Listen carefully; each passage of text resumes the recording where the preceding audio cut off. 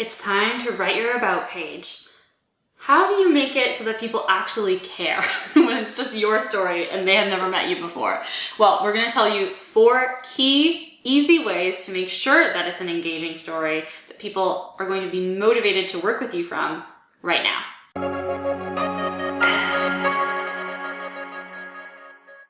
Welcome back to my YouTube channel. My name is Emma Gibbons. I'm a copywriter, brand messaging strategist, and writing coach for entrepreneurs. So if you're interested in copywriting, content marketing, or mental health for entrepreneurs, then this is the place that you want to be. So make sure you hit the subscribe button and hit the little notification bell so that way you never miss a video. All right, let's dive into today's topic, which is, I'm rolling up my sleeves. How do you create an about page that people actually care to read? So there's a few key features that you're probably thinking about already, right? You probably know that the about page tells some of your story and is trying to make a connection in some way so that way they like you. That's a little bit vague, but that's usually in everybody's mind when they know they have to write an about page. But the other thing that often comes to mind for people is that you want to establish credibility on your about page. And that's all exactly the right track. However, there are some details that are missing when we just think of the about page that way, because essentially what it means is we're thinking about us, right? We're thinking our about page is all about us, our story, how we talk to our ideal clients, and also the credibility and degrees, any qualifications that we have that prove our worth. All of that really does belong on an about page to a larger or lesser extent. However, it's kind of a false idea, the idea that the about page is actually about us. It's not. Your about page, this is a big piece of information, pay attention. Your about page is actually about your ideal clients. So how do we make sure that they see themselves in your about page, that they feel spoken to, that they feel seen and like you are their kind of person? I'm going to give you the 4 core pieces of an about page that you need to make sure that your about page sets you apart as the person they want to work with. Okay, if you take none of the other tips from this video, take tip number 1, and that is to always frame your about page through the eyes, the concerns essentially of your ideal client. So the very beginning should be focused on speaking to them. It should be really you language, right? So you feel, you are. Essentially, think about the challenges or the pain points, the frustrations that you help solve for them, and reflect that in those sentences, right? So you're probably here because you're feeling overwhelmed with getting your kids out the door every morning. Could be an example. I usually like to say, give them 3 sentences. You can put it in bullet point format, you can put it in paragraph format, individual lines, I don't really care. But 3 is a pretty good number to go for, of acknowledgement, just validating and showing them that you understand where they're coming from. Whatever has brought them to your website, hey, I'm gonna start with you. And what's really great about that is it gives you the opportunity to transition from the problems that they're having to the fact that you are the solution. You're going to at least provide the solution if it's not you and your services. Let's say you're more of a product-based business. Okay, you can connect them with the problem solver or the thing that's going to make their life better at the very least if they weren't really in pain, but they are dissatisfied in some way, right? You're going to make their life better. So having that clarity around, okay, this is what they're struggling with, I'm the person who can help. So how do you introduce yourself? Well, I always like to say there are 2 ways. 1, if you've been where they have been before, say, essentially, and tweak it so it's not constantly the same words that show up on everybody's website, otherwise it's gonna get kind of tiring. But essentially you're saying, hey, I get it, I've been there too, and this is how I got to the other side. I'm here to help you as well.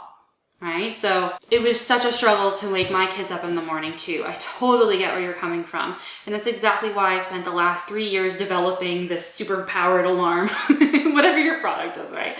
The super powered alarm that will make sure that you have a relaxed morning and your kids get to school on time. Let me show you how it helps. Something along those lines, right? So taking it from their pain point to the fact that you have been there too, and that's why you're the perfect person to solve their problem because you found the solution out of necessity. The second way to do it, especially if you've never been where your ideal client is before, maybe like me, maybe you're a writer and you had to learn, but maybe it came more naturally to you and your ideal client just struggles to write. They just want to speak, right? So that may not be exactly the way that you connect with them. There are other elements of their pain points that could be, but this is just one example. So let's say you don't connect. So how do you make that transition from their pain to you as their guide? Well, essentially say, you can kind of skip the I've been there too and say, that's exactly why I do the work that I do, to help you, etc., etc., etc. So I do this work for you is how you would want to say it in that case. All right, that is the beginning, right? So pain points is the number one key.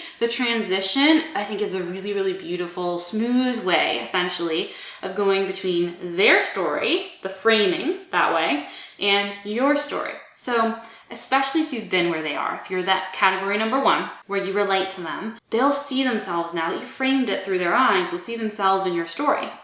And if it's category number two, they'll be like, oh, please help me, right? They're going to be so excited to learn about how you're able to understand them and help them get the solution that they need. So either way, now they're interested in your story because you framed it in terms of what's in it for them. So those are the two, I would say, the biggest pieces that you really, really want to focus on in an about page, because so few people are doing this. And it's such a disappointment because there's so many people that you can help and connect with, but there's just too many entrepreneurs who haven't had the opportunity to learn that that's really the structure of an about page. It's about the ideal client, not about them. So if you don't change anything else, at least do the pain points and please do the transition. I think you're going to find that it's necessary to some extent too. How do you get from their story to your story? So as you can tell, part 3 is your story. We're not going to go into a lot of details here because that's basically a topic for another day. If you want support sooner rather than later, you can always check out my website and learn about writing coaching options, where you'll get templates for all this kind of stuff and one-on-one support where I can actually look at your work. But suffice it to say for now, that this is finally where you talk a little bit about yourself. You can also include some stories around your qualifications or the biggest lesson that you learned in the program that you did as a sort of subtle way to talk about your qualifications. All right, so that's part 3, and then part 4 is your call to action. All right, I'm not going to go in detail in this video about your call to action, except to remind you if you didn't catch last week's video, and I really strongly encourage you to go check that out for a much more detailed understanding. But basically, remember, your call to action is motivating them to do one thing that you want them to do, whether it's to book a call, to get on your email list, etc. One thing only, and make it a really simple instruction, telling them what's in it for them. Simple, one thing, what's in it for them. If that's how I could break it down, that's the 3-part, but you're gonna want a lot more detail and examples in the video.